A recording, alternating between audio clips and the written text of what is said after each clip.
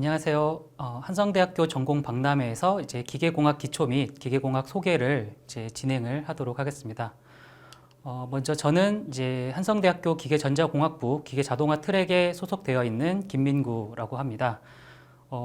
먼저 전공에 대해서 잠깐 설명을 하기 앞서서 제 소속이 트랙이라고 되어 있어서 좀 의아해하는 학생들이 있을 것 같아서 잠깐 조금 설명을 하자면, 우리 한성대학교에서는 이제 트랙제로 교과과정을 운영을 하고 있는데, 예전에 이제 우리가 뭐 무슨 학과처럼 학과제로 운영을 했었다고 하면은, 현재는 이제 학생들의 전공의 어떤 선택을 좀 자율적으로, 좀 자유도를 더 주기 위해서 트랙제라는 시스템을 운영을 하고 있습니다.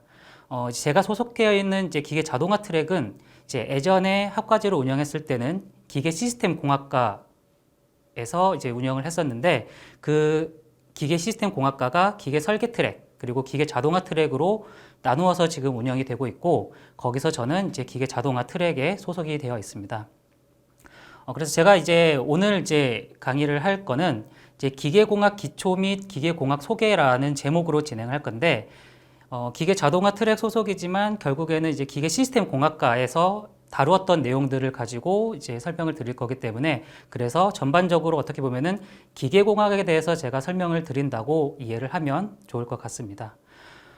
네. 그리고 저는 이제 기계공학 이제 전공을 해서 이제 학위를 받고 이제 한성대학교에서 이제 재직 중인데, 지금 현재 하고 있는 이제 연구들은 다음과 같이 이제 소형 전기 추력기를 이용한 뭐 큐브 위성 자세 제어 설계라든지, 아니면은 드론의 자동 운용 관리 시스템에 대한 어떤 분석 또는 기획 연구, 그리고 이제 스포츠 과학 쪽에서도 이제 들어가는 오코치 셀에 구동되는 뭐 GPS, IMU 이러한 센서들을 이제 정보를 융합하는 연구를 이제 진행을 하고 있습니다.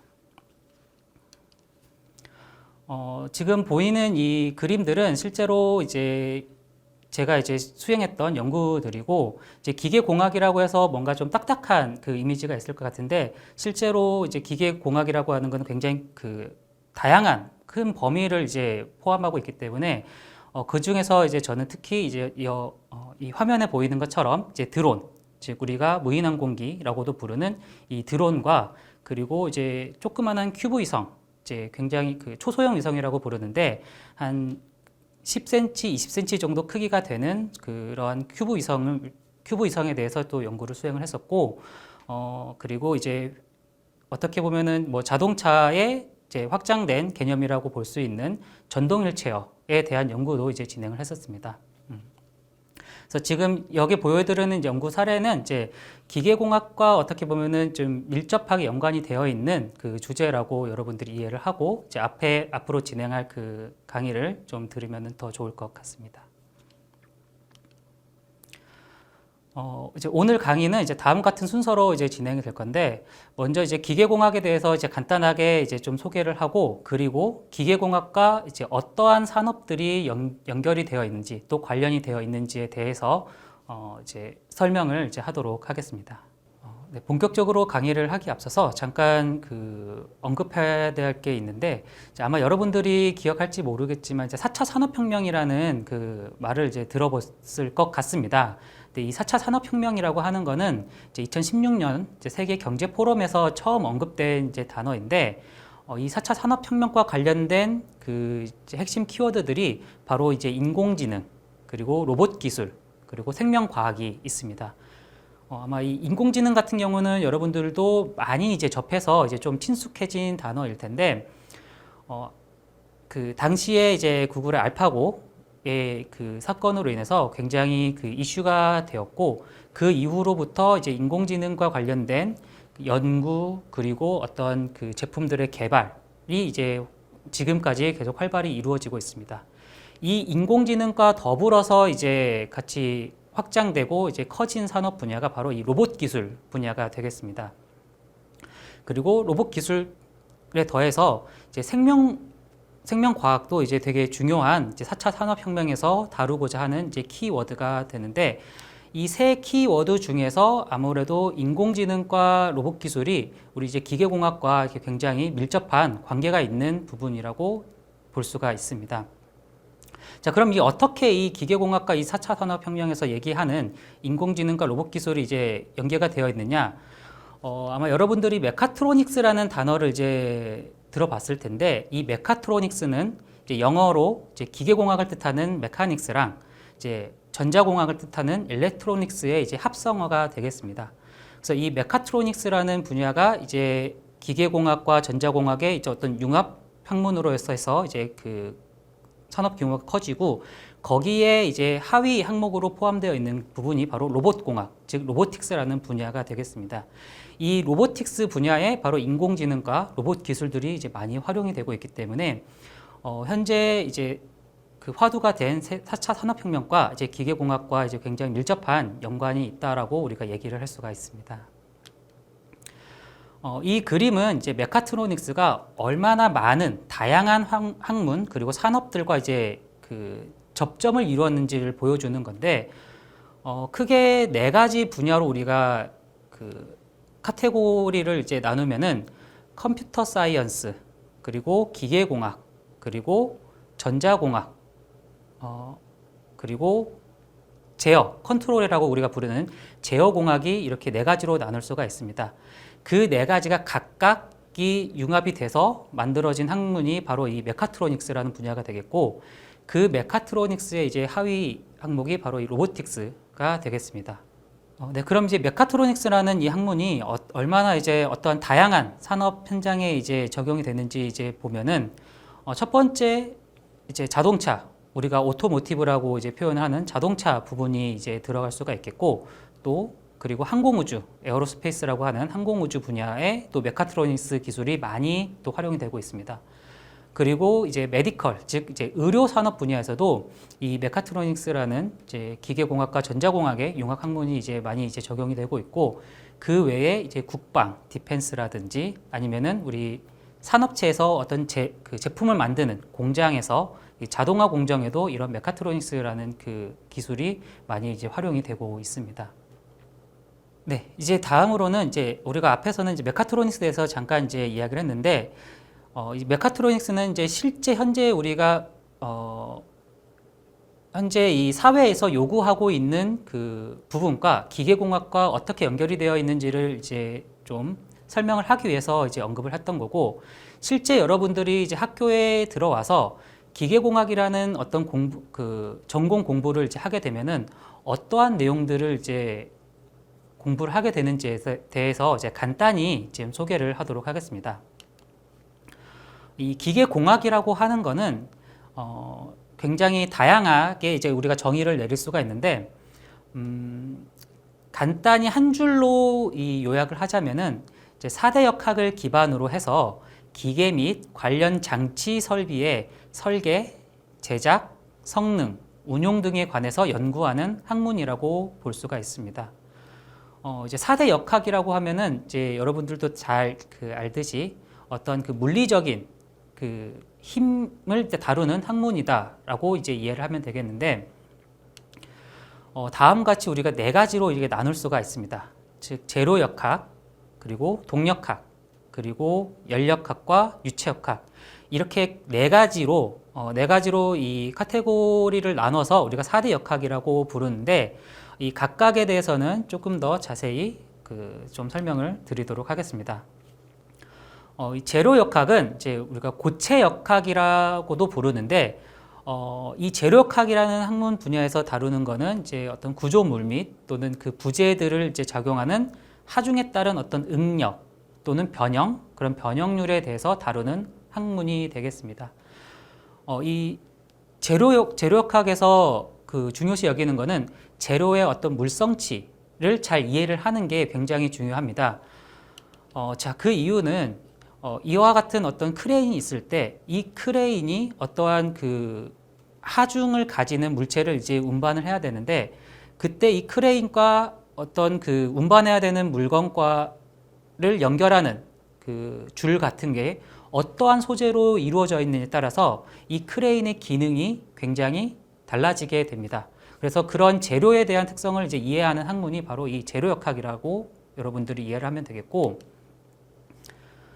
이제 동력학은 이제 물체 사이에 작용하는 힘과 물체의 움직임을 다루는 학문이 되겠습니다.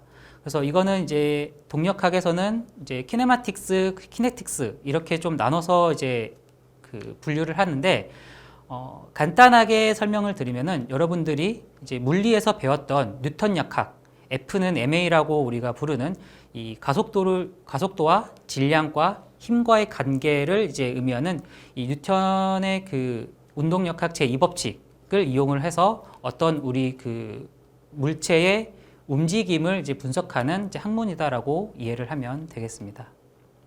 네, 다음으로는 이제 연력학에 대해서 이제 간단히 좀 설명을 드리도록 하겠습니다.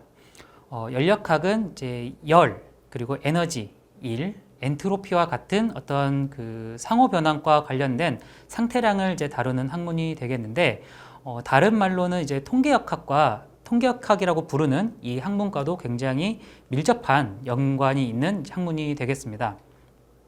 이 연력학은 이제 우리가 공부를 하게 되면 어떤 경우에 이제 어떤 분야에 쓰이냐면, 이제 냉장고라든지 이제 에어컨과 같은 어떤 그 냉동기관 또는 열과 관련된 기관의 어떤 작동 원리를 이해를 하는데 굉장히 많이 도움이 되는 학문이고, 자동차 엔진이라든지 요즘은 많이 이제 그 규모가 이제 작아지고 있긴 하지만, 자동차 엔진이라든지 이제 로켓 엔진 또는 이제 추진 기관, 이런 그 기관의 작동 원리를 이해를 하는데 굉장히 기초가 되는 학문이 바로 이 연력학이 되겠습니다.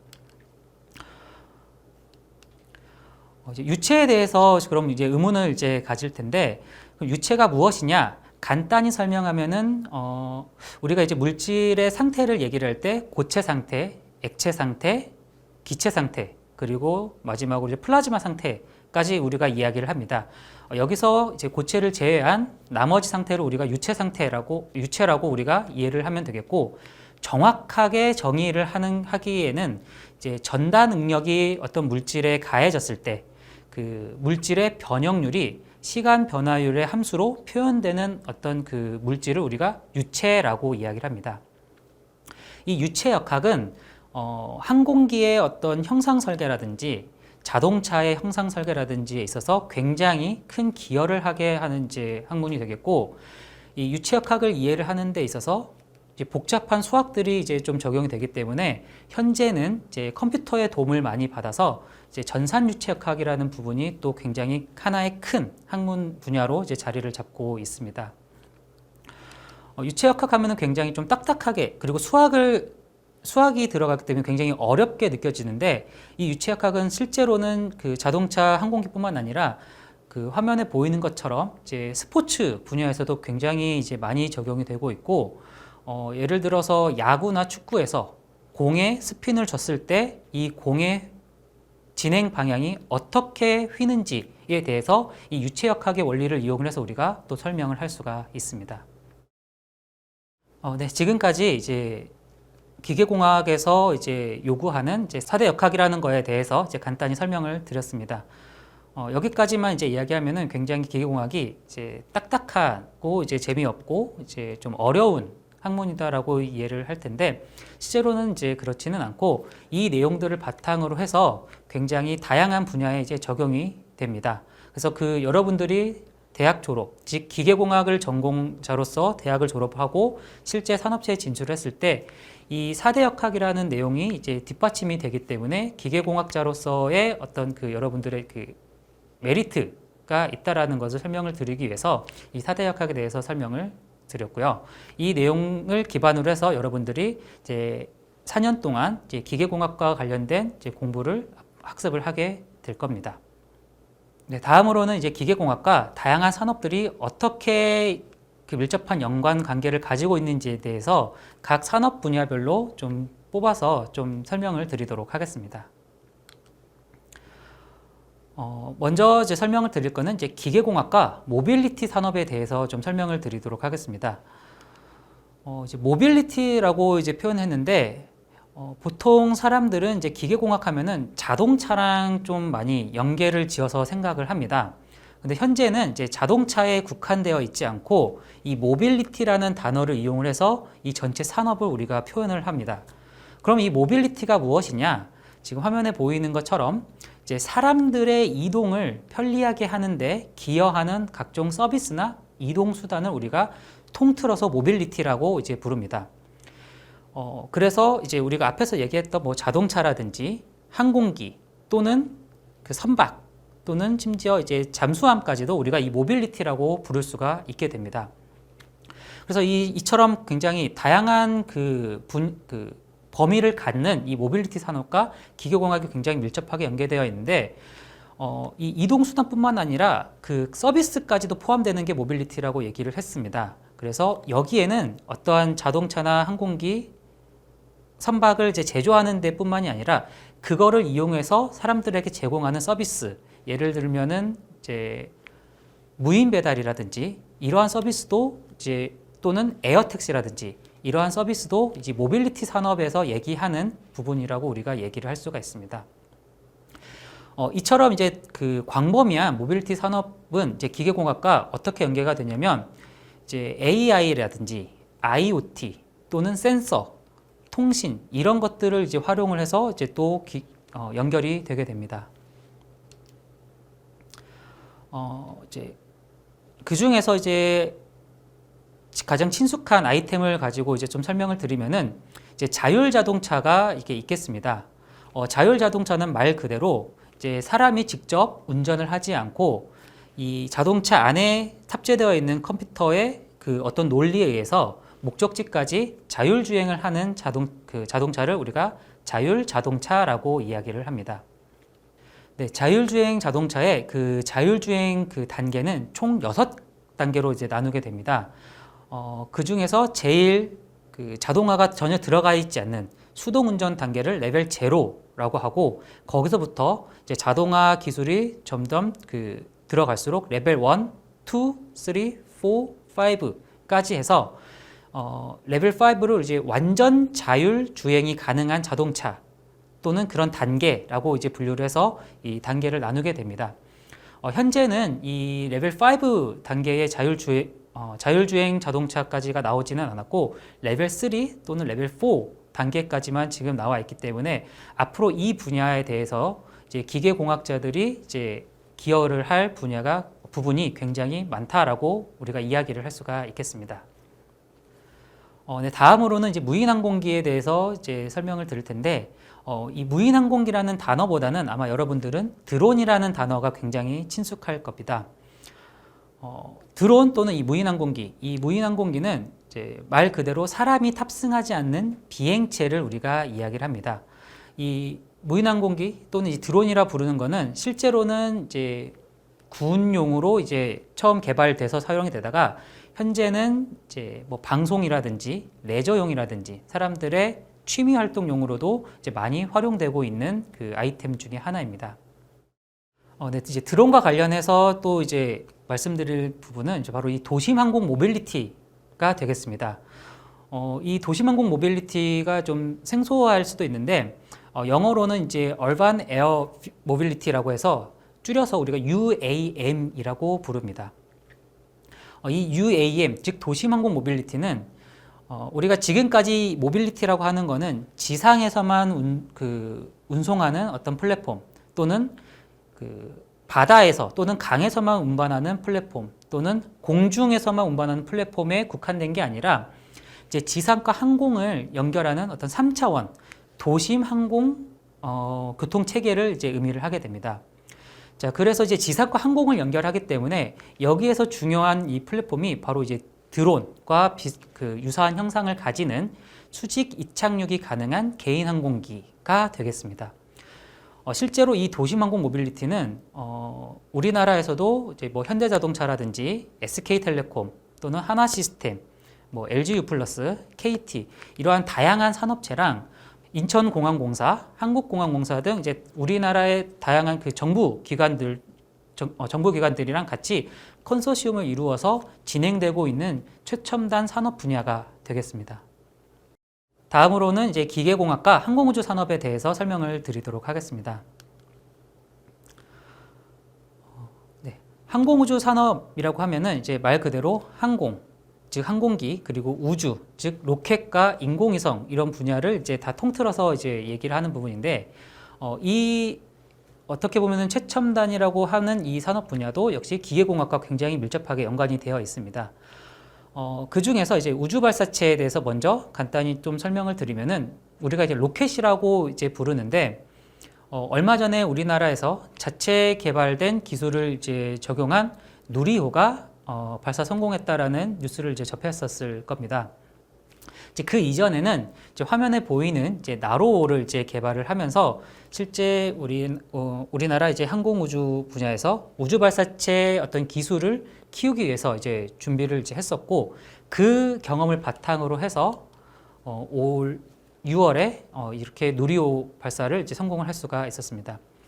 이 누리호 즉 우주 발사체의 가장 핵심이 되는 그 내용은 바로 이제 추진기관 로켓의 엔진이 되겠는데 이 부분에 이제 우리 그 기계공학의 연력학이라든지 또는 이제 그 센서와 관련된 내용이라든지 또는 제어공학이라든지 이런 부분들이 굉장히 중요한 기여를 하게 됩니다. 네, 이제 우리나라는 이제 굉장히 그 로켓 우주 발사체 부분에서는 이제 걸음마를 뗀 단계라고 이야기를 할 수가 있습니다. 하지만 이제 외국 같은 경우는 이제 뭐 미국이나 러시아, 유럽연합 또는 일본, 중국, 인도 이런 나라 국가들은 굉장히 이제 그 발달된 우주 발사체 기술을 가지고 있는데 그 중에서 대표적으로 이제 미국의 스페이스X라는 이제 기업은 이제 페이팔 또는 테슬라 모터스를 이제 설립을 한 일론 머스크가 설립한 민간 항공우주 기업이고 이 스페이스X라는 기업에서는 한 번만 활용하는 우주 발사체가 아니라 여러 번 활용할 수 있는 이제 우주 발사체, 즉 재활용 가능한 우주 발사체 기술을 개발을 해서 지금까지 이제 굉장히 많이 그 사용을 하고 있습니다. 실제로 얼마 전에 우리나라에서 개발한 달 탐사선이 바로 이 스페이스X에서 개발한 팔콘 9이라는 그 재활용 우주 발사체를 이용을 해서 실제로 발사 성공을 했었습니다. 네, 앞서 말씀드린 스페이스X 외에도 이제 블루 오리진이라는 민간 우주 기업이 있는데 이 블루 오리진은 아마존 그 창립자인 이제 제프 베이조스가 이제 설립한 회사로서 스페이스X랑 이제 유사하게 뉴세퍼드라는 재활용 우주 발사체를 이제 개발을 해서 지금 또 굉장히 그 활발하게 운용 중에 있습니다. 얼마 전까지 이제 그 우주 관광 목적으로 이제 우주인을 태워서 이 뉴세퍼드를 이제 발사시키고 착륙시켜서 재활용하는 그 과정도 이제 공개가 됐었습니다. 네, 다음으로는 이제 인공위성에 대해서 이제 간단히 또 설명을 드릴 텐데, 인공위성은 이제 우주 발사체를 이용을 해서 우주 공간상으로 이제 올려진 후에 관측 또는 통신 등의 임무를 이제 수행을 하게 되는 어떠한 그 우주 플랫폼이라고 이해를 하면 좋을 것 같습니다. 이제 우리나라는 이제 1990년대에 영국의 이제 한 대학교로부터 이제 위성 기술을 습득을 해서 위성을 개발하기 시작을 했고요. 그래서 이런 우리별 1호라든지 나로 과학위성 이런 것들을 거쳐서 현재는 이제 굉장히 위성 기술로서는 이제 세계 강국이라고 우리가 이야기를 할 수가 있습니다.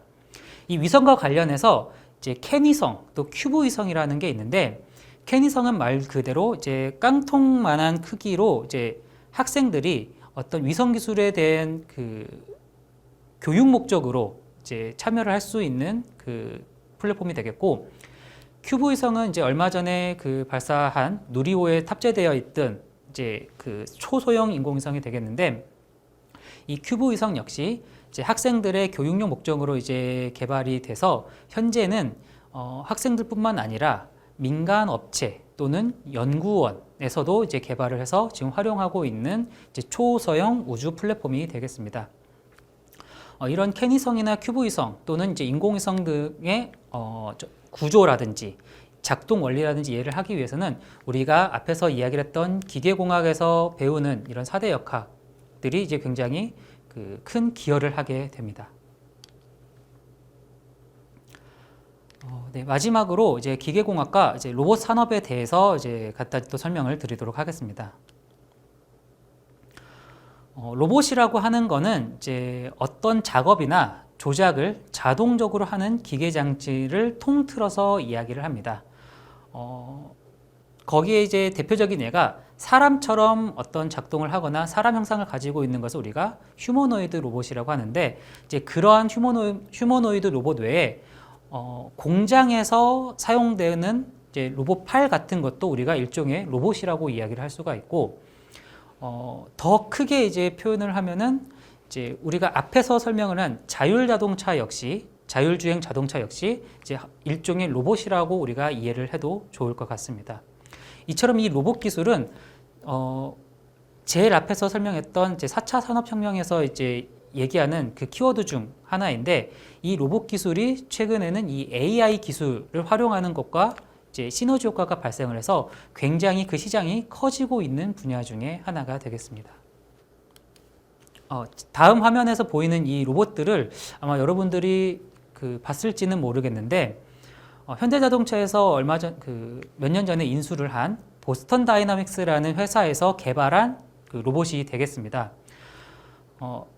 사족을 가지고 있는, 즉 4개의 다리를 가지고 있는 저 노란색 그 로봇은 이제 스팟이라고 우리가 부르는 로봇인데, 실제로 이 로봇은 이제 공사 현장 또는 건설 현장이라든지 아니면은 동굴 탐사라든지 또는 재난 구조 현장에 실제로 지금 이제 활용이 되고 있는 로봇이고, 이제 사람 형상을 갖는, 이제 지금 두 팔을 이렇게 벌리고 있는 저 로봇은 이제 아틀라스라고 부르는 로봇인데, 몇 년 전에 이제 덤블링을 하고 이제 굉장히 고개를 부리고 실제로 사람처럼 춤까지 추는 영상이 공개돼서 좀 그 유명세를 떴던 그 로봇이 되겠습니다. 지금 이제 AI 기술까지 접목을 해서 이처럼 로봇들이 굉장히 기술이 이제 고도화되고 이제 실제 여러 산업 분야에 활용이 되기 위해서 이제 준비가 되고 있는 단계라고 여러분들이 이해를 하면 좋을 것 같습니다. 네, 그리고 그 외에 이제 웨어러블 로봇이라는 것도 있는데, 웨어러블이라고 하는 것은 실제 사람이 착용 가능한 것을 뜻하게 됩니다. 그래서 이 웨어러블 로봇은 어떤 환자들이 이제 근력이 부족한 환자들에게 이 웨어러블 로봇을 이제 입히게 되면은 이 로봇이 그 신체 강화, 즉 근력 강화에 도움이 돼서 거동이 불편한 노인분들도 이제 편하게 움직이게 할 수 있는 이제 의료 목적으로도 활용을 할 수가 있고, 지금 이제 화면에 보이는 것처럼 이제 근로자들이 그 공장에서 일을 할 때 신체적으로 힘든 부분이 이제 발생하는 어떤 작업 환경이라고 하면은 이 웨어러블 로봇을 이용을 해서 조금 더 근로자가 편안한 환경에서 작업을 할 수 있게 하는데 이제 기여를 또 하게 됩니다. 네, 그 외에는 이제 또 로봇 수술이라든지 또는 이제 요즘 이제 고령화 현상으로 이제 실버 산업이 또 많이 뜨고 있는데, 그런 실버 산업에 이런 헬스케어 로봇들이 또 많이 지금 활용이 될 거라고 지금 전망을 하고 있습니다. 자, 그리고 이제 모빌리티 산업과도 관계해서 이 로봇을 우리가 또 이야기를 할 수가 있는데, 앞에서 우리가 모빌리티 산업을 얘기를 할 때 단순한 그 운반 기기, 어떤 운송 수단만 뜻하는 게 아니라 그것과 관련된 각종 서비스를 다 포함한다라고 이야기를 했었습니다. 그래서 이 로봇과 모빌리티 산업이 이제 연계가 돼서 실제로 무인 배송이 굉장히 요즘 큰 이슈가 되고 있고, 아직까지는 이 무인 배송이 넓게 이제 상용화되어 있지는 않지만, 이 AI 기술과 자율주행 기술이 이제 도입이 되면서 점점 이 일상생활에 좀 이제 스며들고 있는 그 부분이 되겠습니다.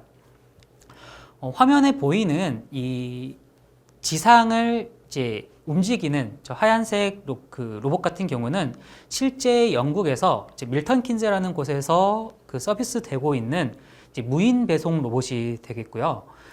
이제 드론에 이제 보면은 이제 피자 박스가 이제 그 부착이 되어 있는데, 이건 실제로 도미노 피자에서 영국에서 그 잠깐 시범 운행을 했던 피자 무인 배송 그 플랫폼이 되겠습니다. 이처럼 이제 로봇이 이제 무인 배송이라든지 아니면은 이제 뭐 그런 모빌리티 산업과도 연계가 되어 있고, 그리고 헬스케어, 의료 분야로도 연계가 되어 있고, 그리고 이제 재난 구조 현장이라든지 아니면은 사람이 이제 작업하기 어려운 환경에 도움이 되는데 이제 많이 또 로봇이 활용이 되고 있습니다. 네. 지금까지 이제 제가 이제 기계공학과 관련해서 간단하게 이제 소개를 드렸고, 그리고 여러분들이 이제 대학교에 들어와서 기계공학을 선택을 하게 되면은 어떠한 내용의 공부를 하는지에 대해서 이제 사대역학을 이제 예를 들어서 또 설명을 드렸습니다. 그리고 이렇게 여러분들이 4년 동안 배운 내용을 가지고 어떠한 분야에 진출을 될 수 있는지, 기계공학과 이제 밀접한 연계가 되어 있는 그 산업 분야, 모빌리티 산업이라든지 뭐 항공우주 또는 이제 로봇 산업을 이제 대표적으로 예를 들었는데, 이제 이처럼 다양한 산업과 연계가 될 수 있다라는 거에 대해서 이제 간단히 설명을 드렸습니다. 네, 그럼 강의는 여기서 마치도록 하겠습니다.